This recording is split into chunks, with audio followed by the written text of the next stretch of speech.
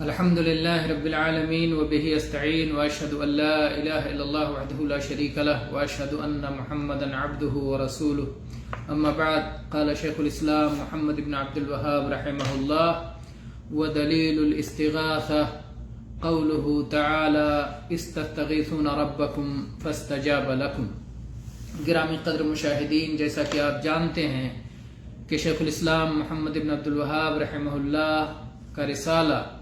الاصول الثلاثہ کو ہم دھیرے دھیرے پڑھ رہے ہیں، جس میں ہم اس مضمون تک پہنچ چکے ہیں کہ اللہ تعالیٰ ہی ہر عبادت کا مستحق ہے، اور چند عبادات دلائل کے ساتھ شیخ نے اس میں ذکر کیا ہے، جس میں سے ایک عبادت استغاثہ ہے. استغاثہ کے معنی ہوتا ہے طلب الغوث، مدد طلب کرنا، شدت کے وقت، مصیبت کے وقت، ہلاکت کے وقت، کشتی ڈوبنے کے وقت، بیڑا پار لگانے کے لیے دہائی دینا، فریاد کرنا، یہ استغاثہ کہلاتا ہے. استغاثہ طلب الغوث وقت الشدت والہلاک، شدت، سختی، ہلاکت اور تباہی کے موقع پر، سخت مصیبت کے موقع پر کسی کو مدد کے لیے پکارنا، کسی سے فریاد کرنا، یہ استغاثہ کہلاتا ہے. یہ عبادت ہے اور خالص اللہ کا حق ہے. اگر یہ کسی مخلوق کے ساتھ کیا جائے جو اللہ کے ساتھ ہونا چاہیے تو یہ شرک میں سے ہوگا، جس سے انسان اسلام سے خارج ہو جائے گا. یہ مختصر سی بات ہے، لیکن اس کی تفصیل شیخ ابن عثیمین رحمہ اللہ نے اس کی بڑی اچھی تفصیل کی ہے اصول ثلاثہ کی شرح میں. ہم اسے آپ کے سامنے رکھتے ہیں. شیخ فرماتے ہیں ہوا اقسام، یعنی استغاثہ کی کئی قسمیں ہیں. پہلی قسم ہے اللہ عز و جل سے استغاثہ اور فریاد کرنا، اور یہ سب سے افضل و اکمل عمل ہے، اور یہ رسولوں اور ان کے متبعین کا طریقہ رہا ہے. اور اس کی دلیل وہ آیت ہے جسے شیخ محمد بن عبد الوہاب رحمہ اللہ نے ذکر کیا ہے، سورہ انفال کی آیت نمبر 9، استستغیثون ربکم فاستجاب لکم، کہ جب تم اپنے رب سے فریاد کر رہے تھے اس وقت کو یاد کرو، اللہ تعالیٰ نے تمہاری فریاد سن لی، اور اللہ تعالیٰ نے ہزار فرشتوں کو آگے پیچھے بھیج دیا تمہاری مدد کے لیے. یہ غزوہ بدر کے واقعے کی طرف اشارہ ہے. نبی کریم صلی اللہ علیہ وسلم نے دیکھا ایک طرف مشرکین کی 1000 کی تعداد ہے، اور آپ کے صحابہ 300 آپ کے ساتھ 300 اور چند صحابہ ہیں، 313 آس پاس آپ کے صحابہ ہیں، اور جبکہ 1000 مشرکین کا لشکر ہے. تو آپ صلی اللہ علیہ وسلم اپنے عریش میں، جو مخصوص آپ کے لیے خیمہ بنایا گیا تھا، جو چھپر بنایا گیا تھا، جو رہائش گاہ آپ کی تعمیر کی گئی تھی بدر کے مقام پر، آپ اس میں داخل ہو گئے اور اپنے دونوں ہاتھوں کو اٹھا کر کے رب العالمین سے فریاد کرنے لگے. قبلہ رخ ہو کر کے آپ نے خوب دعائیں کی، اور آپ نے اپنی اس دعا میں کہا اللہم انجز لی ما وعدتنی، اللہم ان تہلک هذه العصابة من اہل الاسلام لا تعبد فی الارض. جیسا کہ صحیح مسلم کی حدیث ہے کہ اللہ کے نبی صلی اللہ علیہ وسلم نے رو رو کے، گڑ گڑا کے، اصرار کے ساتھ، گریوزاری کے ساتھ اللہ تعالیٰ سے دعا فرمائی، اور آپ نے کہا کہ اے اللہ، تو نے جو مجھ سے وعدہ کیا ہے نصرت کا، فتح کا، غلبہ کا، اس وعدے کو پورا فرما. اے اللہ اس وعدے کی تکمیل فرما، اور اے اللہ اگر اہل اسلام کی یہ چھوٹی سی جماعت آج ہلاک ہو گئی تو پھر زمین میں تیری عبادت نہیں ہوگی، یعنی مخلصانہ عبادت، توحید والی عبادت نہیں ہوگی. ورنہ مشرکین کا بھی یہ دعویٰ تھا کہ وہ اللہ کی عبادت کرتے ہیں، لیکن توحید کے بغیر جب کوئی عبادت ہو تو قابل قبول نہیں ہوتی. اللہ کے نبی صلی اللہ علیہ وسلم برابر رب سے فریاد کرتے رہے، استغاثہ کرتے رہے، یہاں تک کہ جو آپ چادر اوڑھے ہوئے تھے، اپنے کندھے پر چادر ڈالے ہوئے تھے، وہ چادر گر جاتی تھی. ابو بکر رضی اللہ عنہ وہ چادر سنبھال کے دوبارہ آپ کے کندھے پہ ڈال دیتے تھے، یہاں تک کہ آپ صلی اللہ علیہ وسلم سے چمٹ گئے ابو بکر صدیق رضی اللہ عنہ، اور کہنے لگے کہ اے اللہ کے نبی،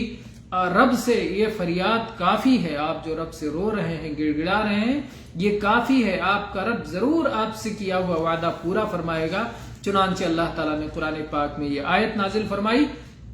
کہ اس وقت کو یاد کرو جب تم اپنے رب سے فریاد کر رہے تھے تو تمہارے رب نے تمہاری فریاد قبول کر لی. اور چنانچہ دنیا جانتی ہے، تاریخ عالم میں سنہرے حروف میں لکھا ہوا ہے کہ کس طرح سے 313 نے 1000 کے لشکر جرار پر فتح پائی اور کیسے ان میں سے 70 کو قتل کیا اور 70 کو قیدی بنایا، اور کس طرح سے بدترین شکست تھے مشرکین مکہ دوچار ہوئے اور شاندار فتح اہل اسلام کو نصیب ہوا. تو بہرحال اس میں اللہ تعالیٰ نے اپنے نبی صلی اللہ علیہ وسلم کی فریاد سنی، اور اس طرح سے ہمیشہ آپ کے متبعین بھی کرتے رہے ہیں اور اللہ ان کی فریاد سنتا رہا ہے. تو یہ استغاثہ کی پہلی قسم ہے. استغاثہ کی دوسری قسم یہ ہے کہ مردوں سے فریاد کیا جائے یا ایسے زندوں سے فریاد کیا جائے جو حاضر نہیں ہیں بلکہ غائب ہیں، اگرچہ ان کے بارے میں یہ دعویٰ ہو کہ یہ فریاد کے لائق ہیں اور یہ فریاد پر مدد کر سکتے ہیں، لیکن وہاں وہ موجود نہیں ہیں، وہ دور ہیں، نہ آپ کی آواز سن رہے ہیں اور نہ آپ کے کام آ سکتے ہیں. ان سے فریاد کرنا تو یہ شرک ہے. اس طرح کا عمل وہی شخص کر سکتا ہے جس کا یہ عقیدہ ہو کہ ان لوگوں کا اس کائنات میں کوئی خفیہ تصرف ہے، جبکہ اللہ نے کسی کو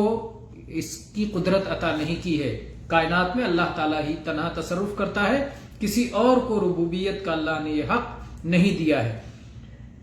چنانچہ قرآن پاک میں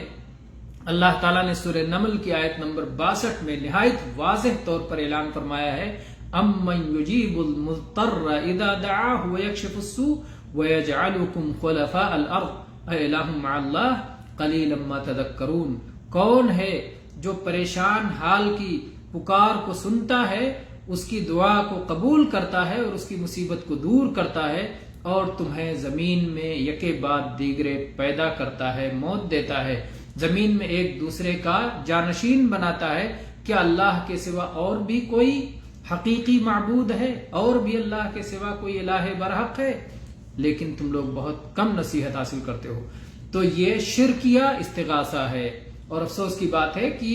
بہت سارے کلمہ گو مسلمان اس استغاثہ کے شکار ہیں کہ اللہ کو چھوڑ کر دوسرے مردوں یا زندوں کو بیڑا پار کرنے کے لیے وہ پکارتے ہیں اور ان سے دعائیں مانگتے ہیں، جبکہ یہ کھلم کھلا شرک ہے. تیسری صورت استغاثہ کی یہ ہے کہ کسی زندہ شخص سے جو کہ اس مصیبت سے بچانے پر قادر ہو اس کو مدد کے لیے پکارنا. تو جس طرح سے استعانہ اس سلسلے میں استعانت جائز ہے، کسی سے مدد حاصل کرنا، ویسے فریاد کرنا بھی جائز ہے، جیسے کہ موسیٰ علیہ السلام کے قصے میں ہے سورہ قصص کی آیت نمبر 15 میں فَاسْتَغَاثَهُ الَّذِي مِنْ شِيعَتِهِ عَلَى الَّذِي مِنْ عَدُوِّهِ فَوَكَزَهُ مُوسَى فَقَضَى عَلَيْهِ. تو جو موسیٰ علیہ السلام کے گروپ کا تھا، جو موسیٰ علیہ السلام کے گروہ کا تھا، بنی اسرائیل کا تھا، اس نے موسیٰ علیہ السلام کو فریاد میں پکارا کہ یہ دشمن کے خلاف آپ میری مدد کریں. موسیٰ علیہ السلام نے پہنچ کے مدد کی، دشمن کو ایک گھونسا لگایا اور اسی گھونسے سے دشمن کا کام تمام ہو گیا. تو بہرحال کہنا یہ ہے کہ موسیٰ علیہ السلام سے اس نے فریاد کی. یہ فریاد جائز صورتوں میں سے ہے کہ آپ سامنے موجود تھے اور یہ فریاد کر جو ہے اس مصیبت میں اس کے کام آ سکتے تھے، اور ایسا کرنا جائز اور درست ہے. اور چوتھی صورت یہ ہے استغاثہ کی کہ کوئی آدمی کسی زندہ سے جو کہ مدد آنے کے لائق نہ ہو، مدد کرنے کے قابل نہ ہو، مصیبت میں اسے پکارے،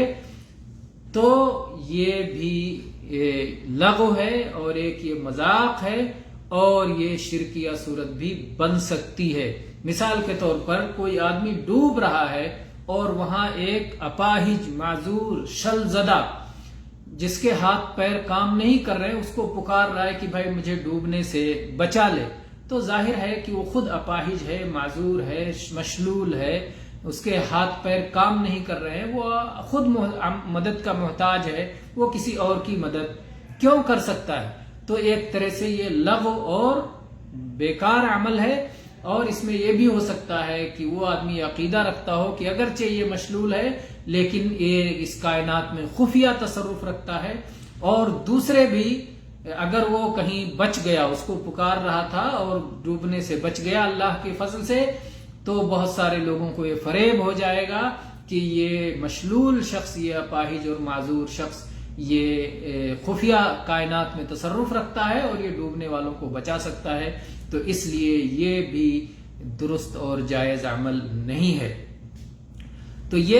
ایک استغاثہ کی صورت ہے۔ بہرحال استغاثہ کی یہ 4 صورتیں بنتی ہیں جن کی شیخ محمد ابن عثیمین رحمہ اللہ نے بڑی اچھی تفصیل، مدلل تفصیل کی ہے، اس سے یہ مسئلہ بہت واضح طور پر سمجھ میں آ جاتا ہے۔ واللہ تعالی عالم، وصلی اللہ علی نبینا وسلم، والحمد للہ رب العالمین۔